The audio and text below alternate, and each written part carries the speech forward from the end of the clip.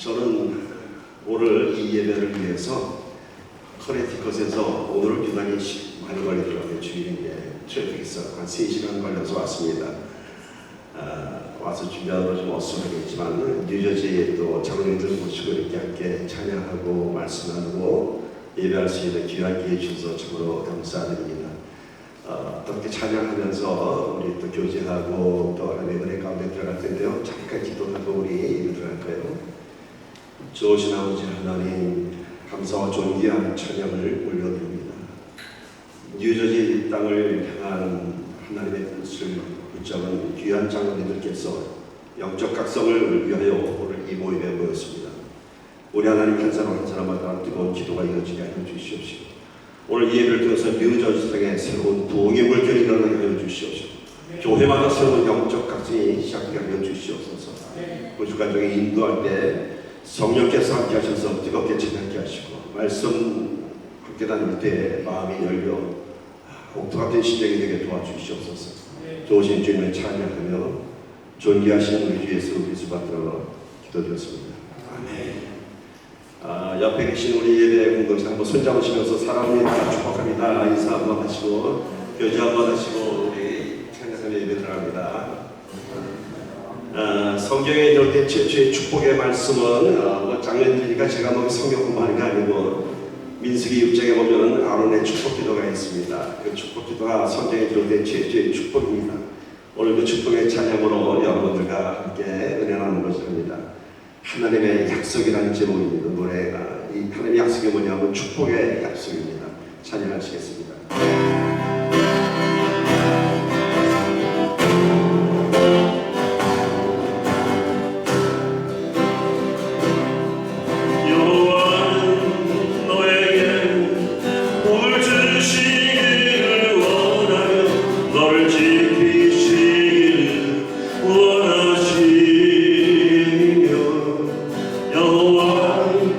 그 얼굴을 널 향하여 드사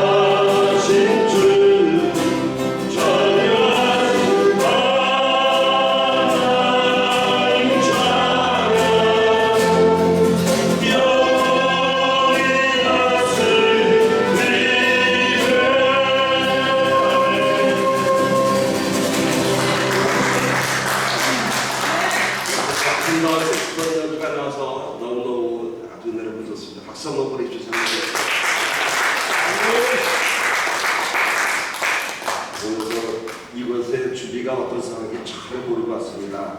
키보드 반주하는 있다는 얘기 듣고 왔는데 키보드 반주하도 없고 그러나 한 마리 은혜로 찬양합니다. 아멘. 성령이 여기 와서 내 마음을 주시기 위해 주님의 은혜에 감리되어 나를 어쩌 주옵소서. 주의 모든 준비되며 제 당신까지 가소서. 한 곳에 머무르고 주의 나라에 와서 영광하라.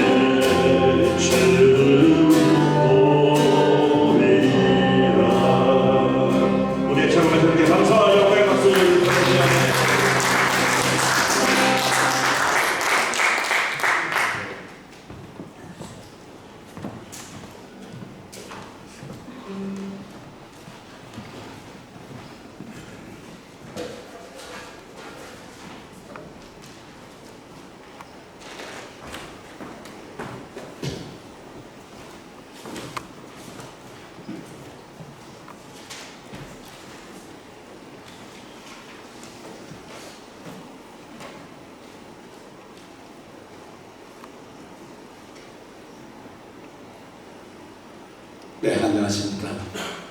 네, 이제부터 28회 영적 대각성 기도회를 시작하겠습니다.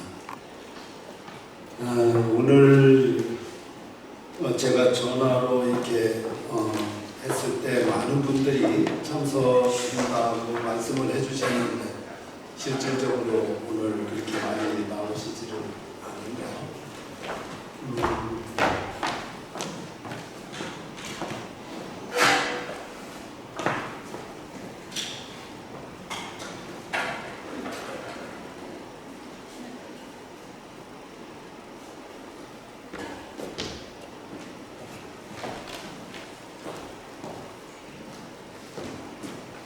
예, 기도로 예배 시작하겠습니다. 사랑과 은혜가 풍성하신 거룩하신 하나님 감사합니다. 오늘도 저희 장로연합회 하나님께서 기 세우신 하나님 공동체가 오늘 하나님 앞에 기도회로 모여 영광 돌립니다.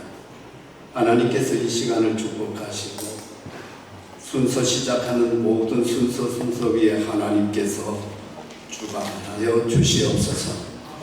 하나님, 오늘 모두가 주님 앞에 온전히 신령과 진정의 예배로 영광 돌릴 수 있도록 도와주옵소서. 예수 그리스도의 이름으로 간절히 기도드립니다. 아멘. 찬송 10장 전능왕 오셔서.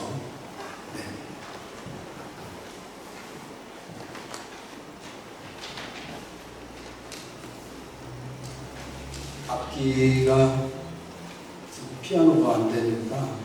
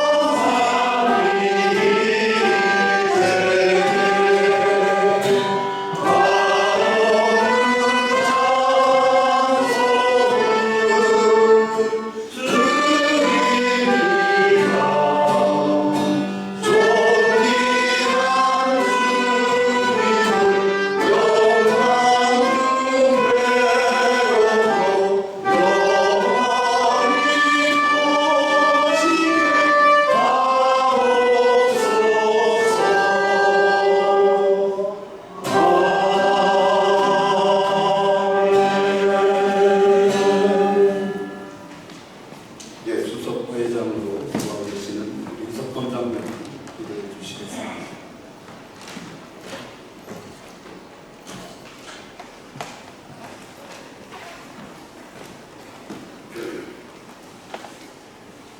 다 같이 기도 올리시겠습니다. 하나님 아버지, 오늘도 살아계신 말씀으로 우리를 부르시고 은혜의 자리로 인도해 주시며 감사드립니다.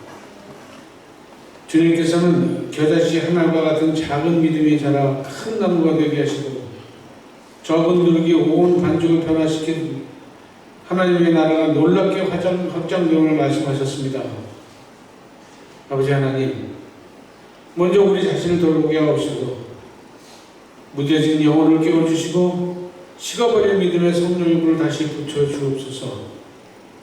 통식적인 신앙에서 벗어나 살아있는 믿음으로 주님을 따르게 하시고 말씀과 기도로 날마다 새로워지는 영적 각성이 일어나게 하옵소서. 주님, 우리 교회 가운데 복의 은혜를 허락하여 주옵소서. 겨자씨처럼 작아 보이는 믿음의 헌신과 기도가 성령 안에서 크게 자라나 많은 영혼을 품는 생명의 나무가 되게 하시옵소서.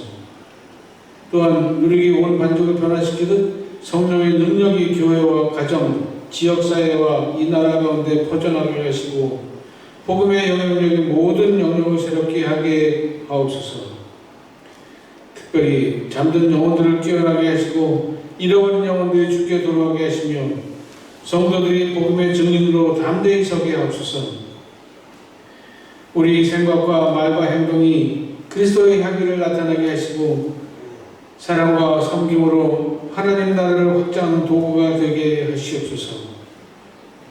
성령의 하나님, 이 시대에 참된 회개와 기도의 운동을 일으켜 주시고 우리의 심령 속에 거룩한 강망을 부어주시옵소서.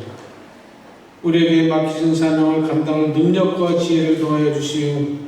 하나님께서 기뻐하시는 영적 복이 이 땅에 충만하게 하시옵소서. 겨자씨를 자라게 하시고 누룩으로 변화시키는 주님의 능력을 믿으며 모든 영광을 하나님께 올려드립니다. 우리 주 예수 그리스도의 이름으로 기도드립니다.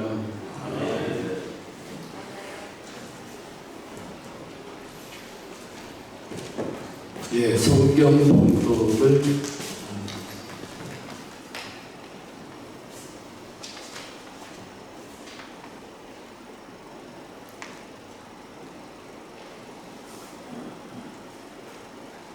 성경 말씀 띄워주세요.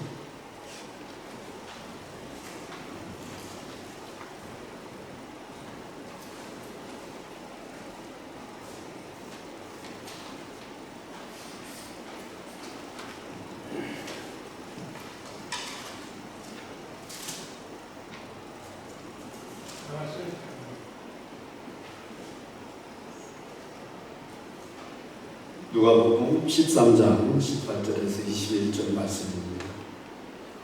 그러므로 예수께서 이르시되 하나님의 나라가 무엇과 같을까? 내가 무엇으로 비교할까? 마치 사람이 자기 채소밭에 갖다 심은 겨자씨 하나 같으니 자라나 후가 되어 나무가 되어 공중의 새들이 그 가지에 깃들였느니라. 또 이르시되 내가 하나님의 나라를 무엇으로 비교할까? 마치 여자가 가루속 말 속에 갖다 넣어 전부 부풀게 한 누룩과 같으니라 하셨더라. 예. 오늘 말씀을 전해 주실 우리 재영정 목사님, 예, 부흥의 비결이란 제목을 가지고 저희들에게 말씀을 전해 주실 겁니다. 재영정 목사님은 제가 그 지난번에 있었던 우리 그 모임에서 찬양을 인도하시면서 그 은혜 엄청 많이 받았어요. 그래서 또 그 오랜 목회를 하시면서 지금은 이제 은퇴하시고 이렇게 찬양을 다니시면서 인도하여 주시는 그런 사역을 감당하고 있습니다. 선교에도 상당히 여러 열정을 다 가지시고 하시는 그런 분이십니다. 오늘 이 말씀 안에 맞는 은혜 받으시기 바랍니다. 목사님 나오시겠습니다.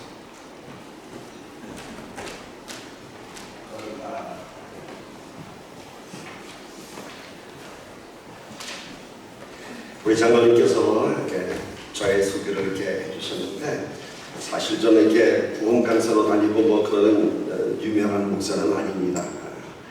어쩌면은 가장 초라하고 가장 일없는 목사인지도 모르겠습니다. 그러나 저는 늦은 나이에 부름받아서 전도사 시절부터 이제 담임 목회하기까지 정말 개척교회에서부터 또 작은 사이즈의 교회, 중간 사이즈의 교회, 몇천 명 되는 대형 교회까지 전부 다 돌아다니면서 사역을 다 해봤습니다. 제가 이제 부교육자 생활을 마치고 개척했을 때 사람들이 그런 기대를 했어요. 와, 제 목사님이 개척하면 교회 된다, 부흥한다, 그런 얘기를 들으면서 개척을 준비했는데 우연찮게 개척을 못하고 후임으로 이제 어느 작은 교회에 청빙을 맡게 됐습니다. 그곳에서 20년을 목회를 했습니다. 한 곳에서. 참 갈등도 많이 있었고요. 유혹도 많이 있었는데 주님 주신 사명 알고 20년 열심히 목회하고 2021년 은퇴하고 지금 커네티컷에서 주님께서 부르시면 부르는 가서 찬양도 인도하고 말씀도 전하고 하고 있습니다. 오늘 말씀 제목이 부흥의 비결입니다. 부흥의 비결. 부흥이라는 단어를 들으시면 여러분은 어떤 생각이 드시는지요? 부흥하면 어떤 생각이 드세요? 가슴이 뜨거워지시나요? 우리 교회 부흥하고 있어, 자랑하고 싶으신가요? 아니면은 진짜된 교회에서 부흥이라는 단어를 떠올리면 괜히 마음이 무겁고 괜히 우울해지고 그렇지 않은지 모르겠습니다. 저도 그랬습니다. 저도 부흥이라는 단어를 생각하면 가슴이 뜨거워질 때가 있었고요. 열정이 있었고 막 달려나가고 싶었던 그런 때가 있었습니다. 그런데 계속되는 어려운 목회 현실 앞에서 언제부턴가 부흥이라고 하는 이 단어는 저에게 부담이 되었고 마음이 무거워졌고 심지어 죄책감마저 들게 되었습니다. 왜 어느 교회는 그렇게 폭발적인 부흥을 하고 어느 교회는 수십 년이 지나도 늘 개척교회인지 참 그 퀘션에 대해서 답을 받을 수가 없었습니다. 결론은 부흥은 하나님의 주권에 있다라고 하는 이 한마디로 그냥 애써 자족하고 위로했습니다. 제가 한국에 나가서 이제 사역을 할 때 같이 동역한 아주 유명한 목사님이 있습니다. 지금도 뭐 TV 방송 잘 나오고 이름만 되면 다 아시는 목사님이세요. 그 목사님과 같이 이제 동역을 하는데 그 목사님께서 자기 목회 성공담을 얘기하시는 거예요. 이분도 부교육자 생활을 오랫동안 하고 드디어 개척을 했습니다. 신흥 아파트 단지에 들어가서 개척을 했는데 뜨거운 가슴 갖고 그 주중에 그 수천 가구를 방문했다고 합니다. 전단지를 들고 이번 주에 교회 개척했습니다. 말씀이 참 은혜가 이렇게 넘치니까 오십시오 하고 주일이 되면은 오늘 얼마나 올까 하고 다 기다리고 한 명도 안 오기를 6개월을 그렇게 한 명도 오지 않고 수천 명한테 전단지를 보냈는데도 깊은 갈등에 빠졌답니다. 그래서 이 목사님이 드디어 그 지역을 한번 조사를 했대요. 성도들이 어떤 교회를 찾아다니나. 근데 참 이상한 것을 깨달았다고 합니다. 정말 저 목사님은 참 능력 있고 말씀 좋고 정말 목회하면은 아주 누구보다 잘하시는 아주 훌륭한 목사님이신데 그런 교회는 그냥 늘 그만하고 개척교회 수를 벗어나지 못하고 자기가 보기에도 뭐 그러니까 속된 말로 별 볼 일 없는 목사님인데 교회가 막 부흥하는 거예요. 그래서 그 원인을 찾아봤답니다. 무엇 때문에 이 교회는 부흥하고 무엇 때문에 이 교회는 맨날 이렇게 지질한다. 결론은 거기 있다고 합니다. 사람들은 자신들이 편한 교회, 자신들의 성향에 맞는 교회, 자신들에게 도움이 되는 교회를 찾아가고 있었다고 합니다. 이런 결론을 낸 이 목사님이 철저한 마케팅을 마친 다음에 정말 사람들이 원하는 교회로 바꿔서 시작했습니다. 어떤 예배인지 아세요? 1시간 안에 칼같이 끝난 예배, 강단은 철마다 무대 장식을 하고 무대 조명도 아주 팬시하게 하고 목사님 당신도 아주 패셔너블한 옷을 입고 올라왔습니다. 예상이 촉촉했습니다. 짧은 시간 안에 아주 폭발적인 부흥을 해서 대형교회가 됐습니다. 지금 대형교회예요. 물론 이 교회는 이렇게 많은 사람 불러 모여서 지금 또 하나님의 그 사명을 감당하는 큰 교회가 될 줄 믿습니다. 그런데 저는 그분의 목회 성공담을 들으면서 참 많은 갈등을 하게 되었습니다. 또 한편 실망하기도 했습니다. 정말 진정 사람들이 원하는 교회, 사람들이 좋아하는 교회, 사람들이 그 자기의 유익을 얻고자 하는 교회, 그런 교회가 하나님께서 원하시는 교회일까? 그런 부흥이 정말 하나님께서 원하시는 부흥일까? 이런 퀘스천을 가졌습니다. 오늘 우리가 부흥의 비결이라는 제목으로 말씀을 나누는데요, 부흥의 참된 의미를 먼저 알아야 할 것 같습니다. 하나님께서 원하시는 부흥이 무엇인지, 성경에서 얘기하는 부흥은 무엇인지, 우리가 알고 있는 부흥이 잘못된 것은 아닌가 한번 점검해 봐야 할 것 같습니다. 저는 이 문제를 놓고 어디서 실마리를 풀었냐면은 어딜 것 같아요, 여러분? 목회 성공당 뭐 이런 집일 것 같아요. 성경 안에서 찾았습니다. 모든 해결은 다 성경 안에서 열쇠가 있는 것입니다. 성경 안에 기록된 수많은 사건과 수많은 인물들, 그 히스토리들을 보면서 이 부흥의 비결을 저는 깨닫게 되었습니다. 아브라함, 이삭, 야곱으로 시작한 성경의 수많은 인물들의 인생을 돌아다봤고요, 하나님께서 택한 백성 이스라엘의 역사를 쭉 돌아다보면서 무엇이 부흥인가 하는 것을 찾기 시작했습니다. 과연 아브라함, 이삭, 야곱 그들이 부흥한 인생을 살았을까? 과연 이스라엘이 부흥한 나라가 됐을까? 그런데 현실을 돌아보니, 성경에서 잠깐 나와서 현실을 돌아보니까 부흥의 역사는 이스라엘에 있지 않았습니다. 오히려 애굽 땅에 있었고, 바빌론 땅에 있었고, 페르시아, 그리스, 로마 제국에서 부흥이 일어났습니다. 그들이 세계사의 한가운데 있었던 것입니다. 감사합니다.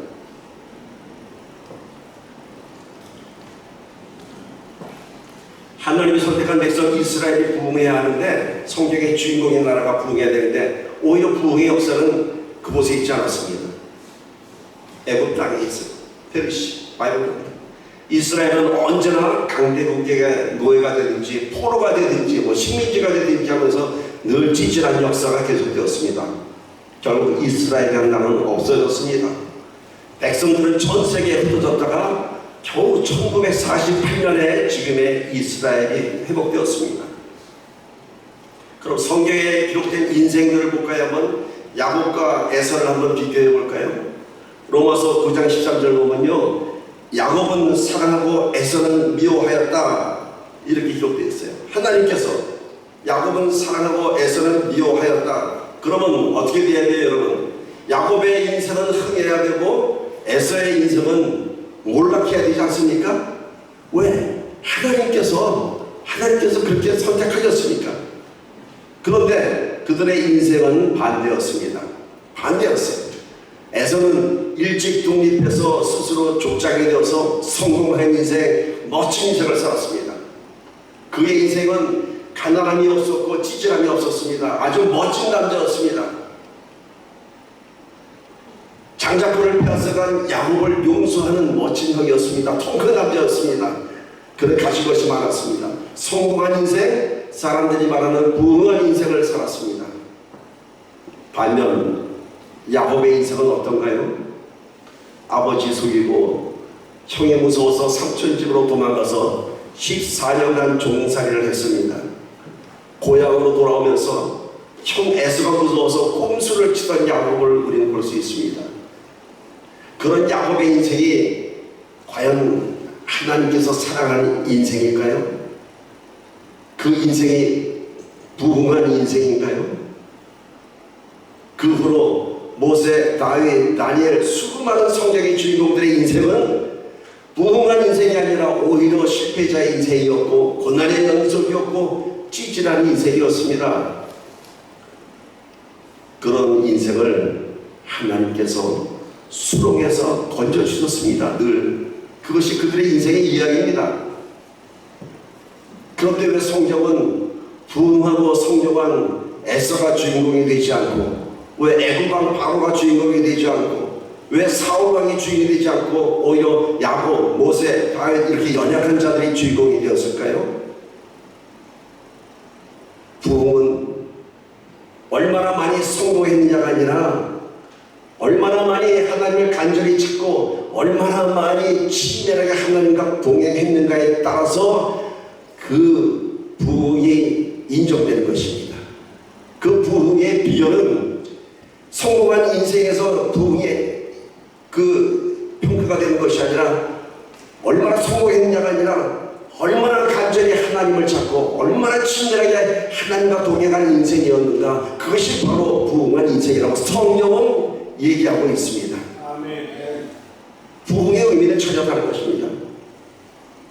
우리가 생각하는 그 부흥과는 전혀 다릅니다. 어쩌면 우리의 교회는 초라할지 모르겠습니다. 겉으로 보기에는 숫자도 안 늘고 늘 가난한 교회일지도 모르겠습니다. 그러나 그 교회 안에 친밀한 예배가 하나님과 교제가 되고, 그 교회 안에 연약함 때문에 하나님께 매달려 기도하는 교회라면 그 교회는 부흥한 교회입니다.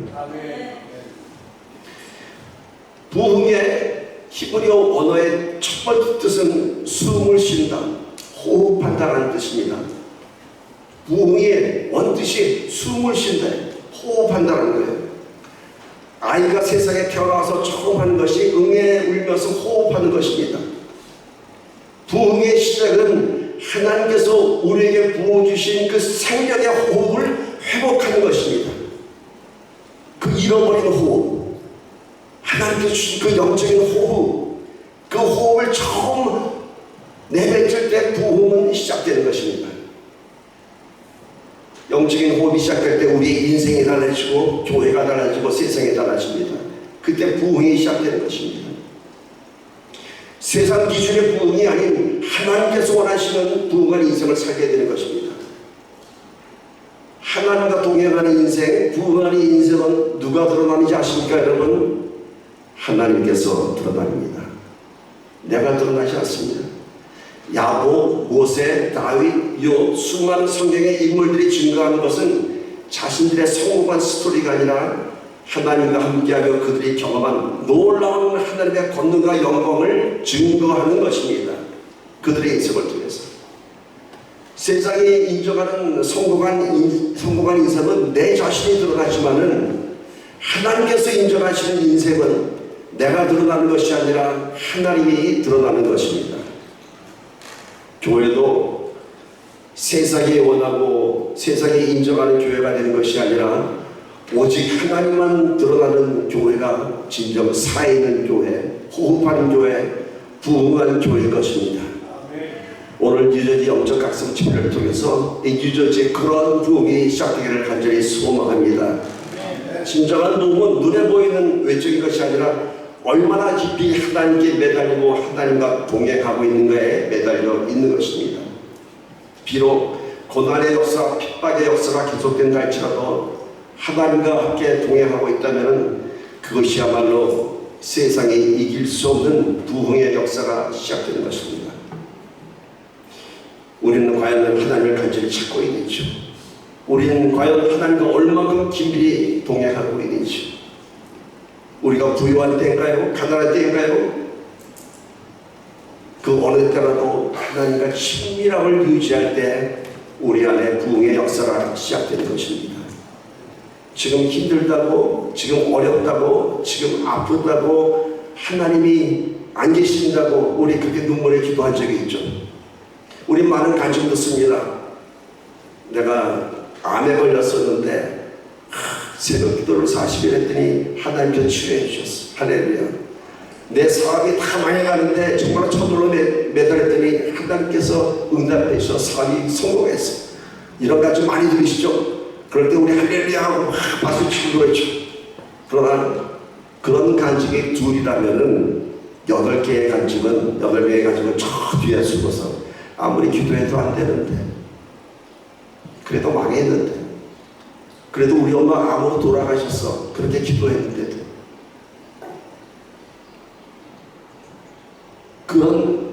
그런 간첩이 더 많은 것입니다. 숨겨진 간첩이. 그럼 여러분, 교회 안에 부흥이 시작될 때 암 고친 환자가 있어서 이 교회가 부흥하나요? 이 교회 와서 축복 기도받들이 사업에 성공해서 이 교회가 부흥하나요? 세상이 변화하는 것은, 세상에 감동받는 것은 기도로 축복받아서 성공한 사람들의 이야기가 아니라 죽어가면서도 망해가면서도 그래도 하나님만 붙잡는 그 신앙 고백을 통해서 세상은 변화되는 것입니다. 그것이 귀한 신앙의 고백인 것입니다. 우리가 오직 하나님의 권능 아래서 나의 기도에 응답만 원한다면 세상은 변하지 않습니다. 여러분 한번 이런 거 가정해 보세요. 예수님께서 이 땅에 오셨고 수많은 기사와 이적을 보였습니다. 죽은 자를 살리시고 오병이의 표적을 보여주셨습니다. 수천 명의 사람들이 예수님을 따라다녔습니다. 왜? 기사와 권능을 눈에서 보니까. 그러면 만약에 예수님께서 십자가에 죽지 않으시고 오늘 2026년까지 살아서 뉴저지에서 집회도 하고 막 그러신다면 세상은 어떻게 될까요, 여러분? 예수님 지금까지 안 죽을 수 있어요. 왜? 하나님의 아들이니까. 다른 곳마다 죽은 사람도 살아일으킬 수 있어요. 세상은 어떨까요, 여러분? 2026년 세상은 전부 다 예수를 믿을까요? 안 믿을까요? 다 믿죠.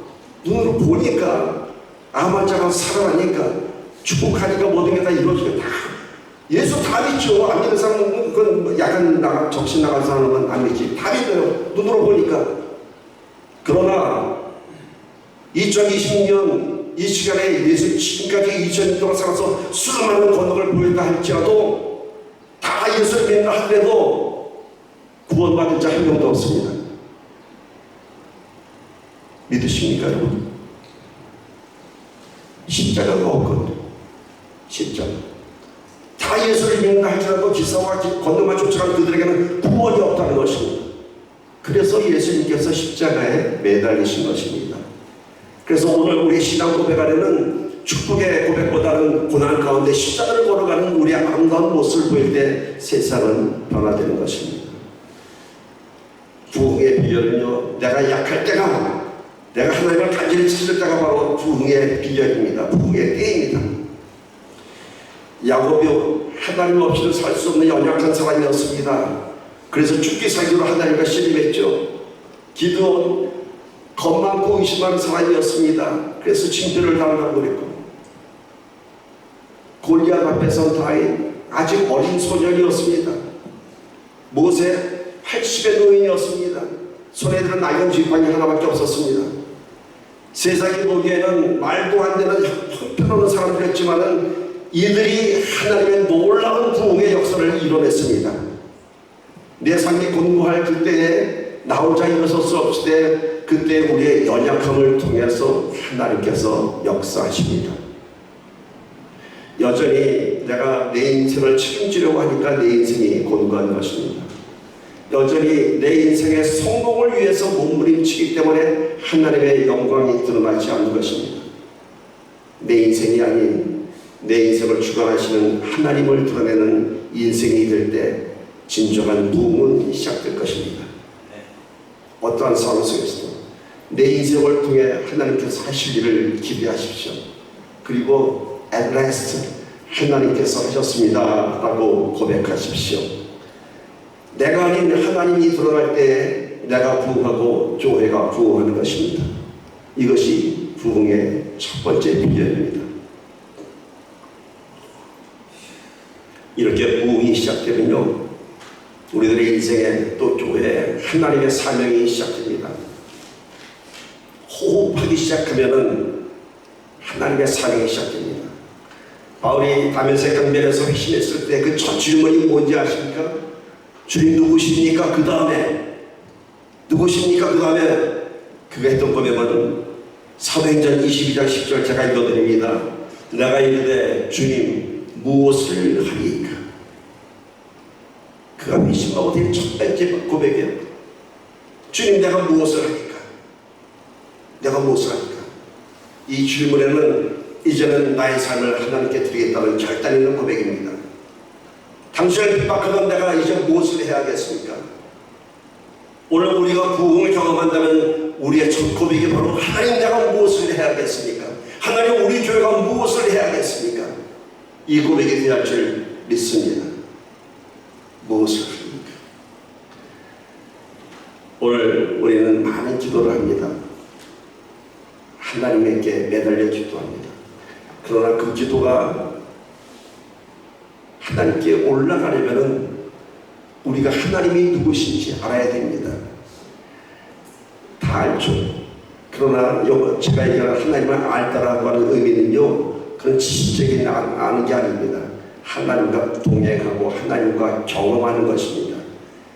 잘 알지도 못하는 하나님께 맨날 기도만 하면 초라한 신앙이에요. 하나님 잘 알지도 못하면서 경험하지도 못하면서 하나님이 어떤 분인지 알지도 못하면서 다른 사람들이 기도해서 응답받았다니까 하나님 나도 좀 살려주세요. 이게 기도하면 거지 같은 신앙이 있는 거예요. 왜? 모르는 사람한테 달리니까 거지죠. 그러나 오늘 우리가 하나님을 깊이 경험한다면 하나님 아시죠? 살아계신 하나님. 오늘 우리가 이런 떳떳한 시대에 하나님 앞에 나가 떳떳하게 기도하는 저와 여러분 되기를 소망합니다. 부흥에는요, 하나님의 사명만 있는 것이 아니라 하나님의 거룩한 요구가 있습니다.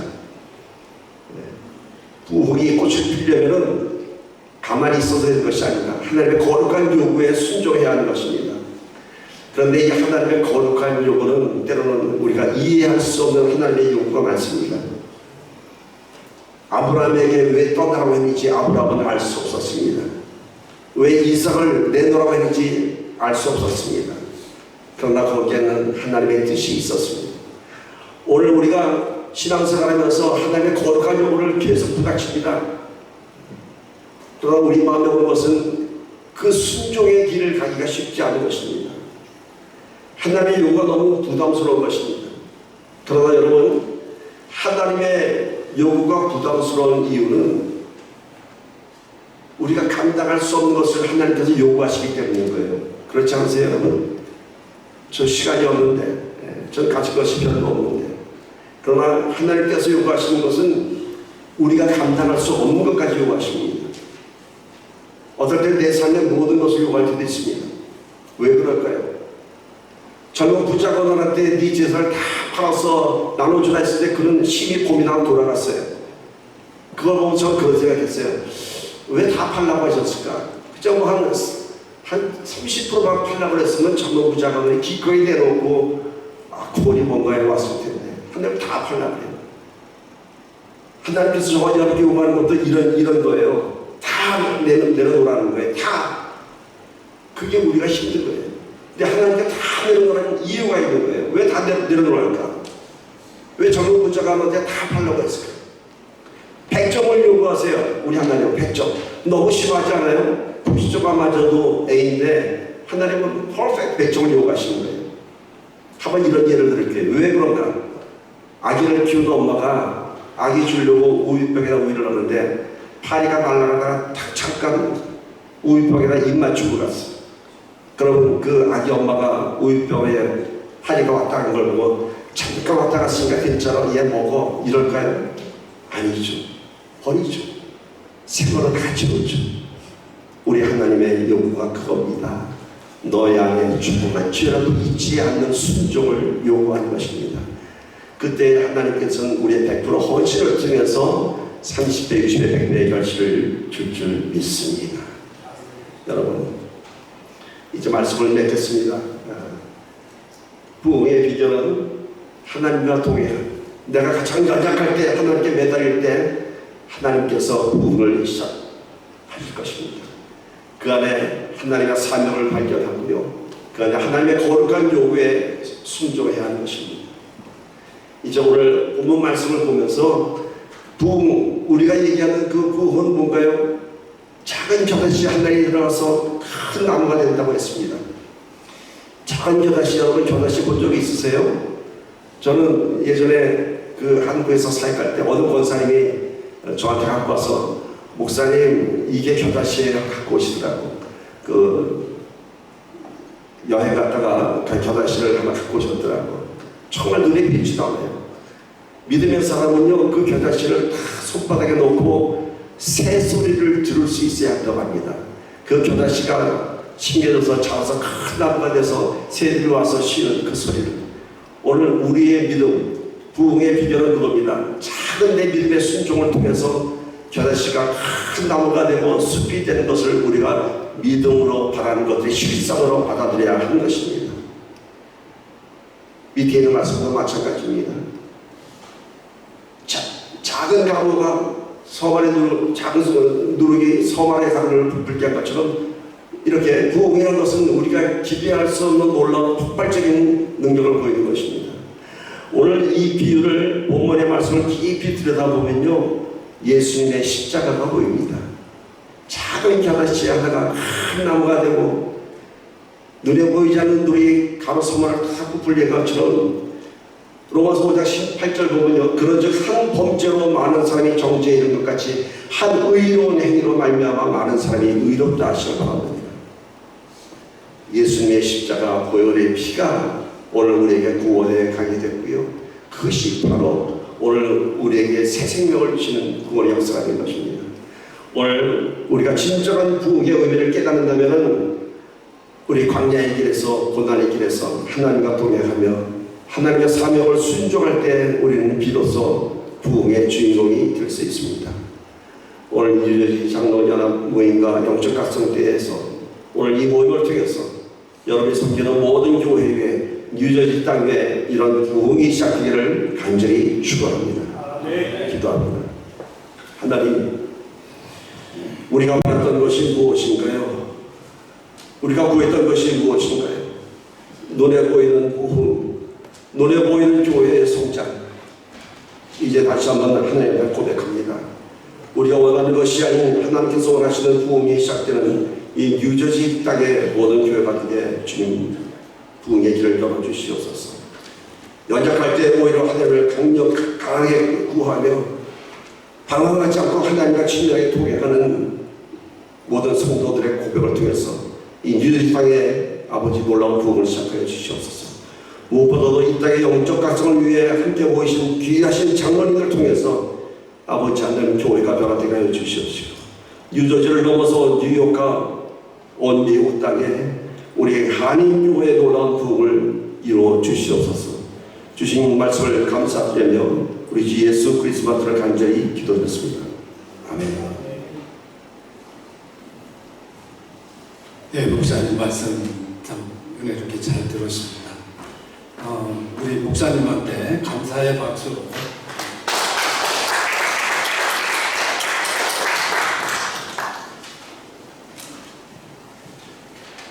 이제 봉헌 찬양을 부르시겠습니다. 여기에 모인 우리 주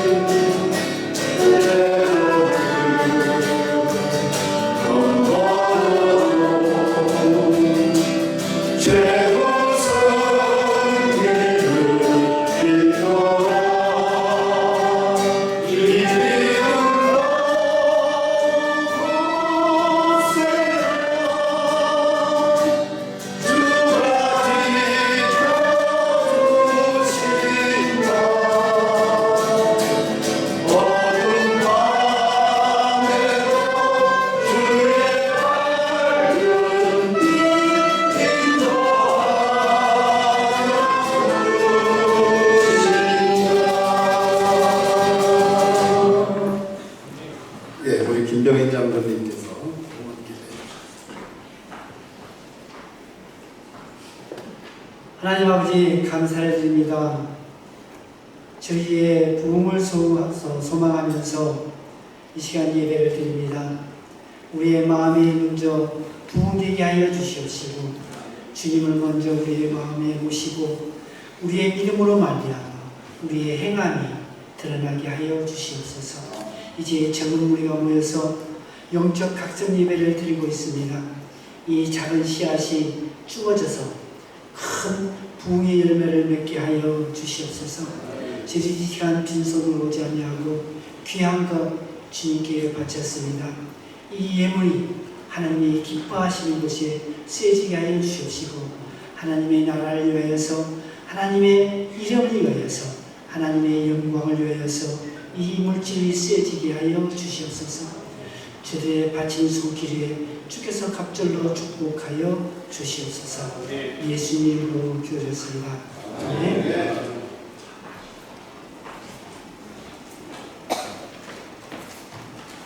예, 이 시간에는 광고 시간입니다. 예. 우리가 6월 27일 날 토요일입니다. 토요일 날 미랄 선교회에 저희가 그 식사 봉사를 하기로 돼 있습니다. 그래서 그날 우리가 식사 비용하고 또 가서 식사에 그 봉사를 해 주셔야 됩니다. 그래서 우리가 그때 다들 많이 나오셔서 사실 우리가 이 장로연합회가 유저지에서 어떠한 활동을 어떻게 하고 있는지에 대해서 아는 분들이 그렇게 많지가 않아요. 그래서 이런 부분에 대해서 우리가 꼭 그걸 어디에다 대외적으로 뭐 이렇게 광고 홍보하기 위해서라기보다 이왕 하는 거니까 같이 해서 우리가 그 신문 또 이렇게 여러 가지 홍보할 수 있는 이런 부분에 우리 또 장로연합회가 이런 일도 하고 있다는 이런 부분에 대해서 했으면 좋겠습니다. 그래서 그 많은 권사님들하고 장로님들이 같이 나와주셔서 그 인원이 좀 어느 정도는 풍성해야 되지 않을까 생각합니다. 최대한 많이 나오셔서 그날 우리가 하나님 앞에 그 봉사함으로써 주님 앞에 영광 돌리고 주님을 기쁘시게 할 수 있는 그러한 행사가 되었으면 합니다. 꼭 참석해 주시면 감사하겠습니다.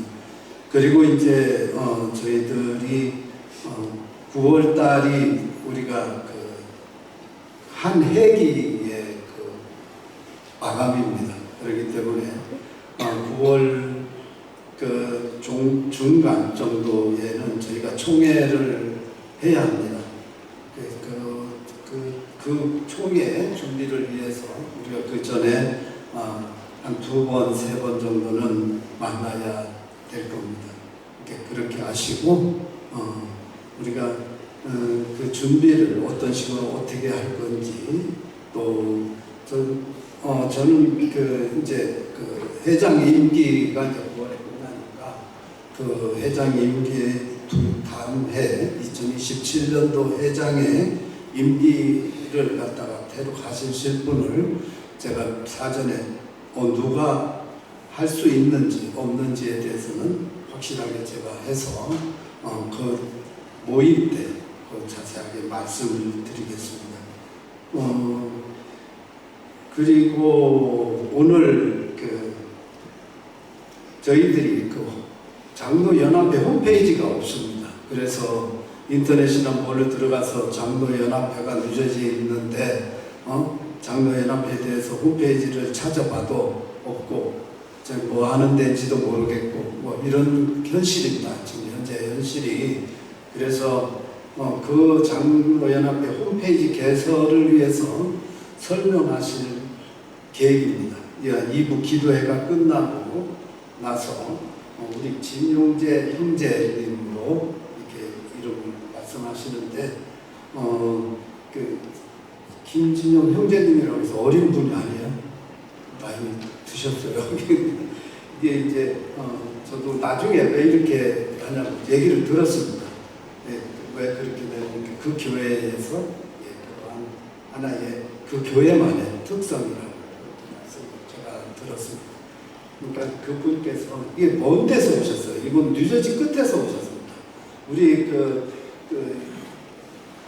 재영명 우리 목사님, 제가 이름도 끝자를 갖다가 명자인데 영으로 이렇게 잘못 나와서 너무 죄송해요. 앞으로 그런 일이 없어요. 죄송합니다. 그래서 우리 진용재 형님께서, 형제님께서 아주 먼 데서 오셔가지고 설명을 우리 어떤 형식으로 어떻게 하고 우리 아이가 얼마나 도움이 되는지 또 우리가 이것이 왜 필요한지에 대해서 설명을 하실 건데 한 분도 가지 마시고 이 부분에 대해서 설명을 들으셨으면 좋겠습니다. 예. 그래야 하고 이제 우리 목사님 나오셔서 축도하시고 예배를 끝나고 2부 순서로 들어가겠습니다.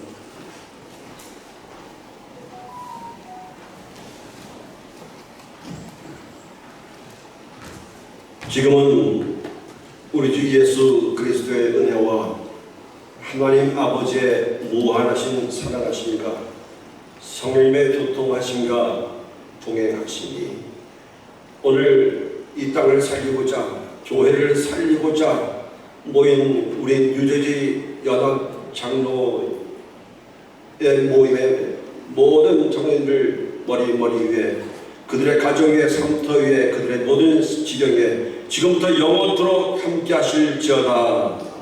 네.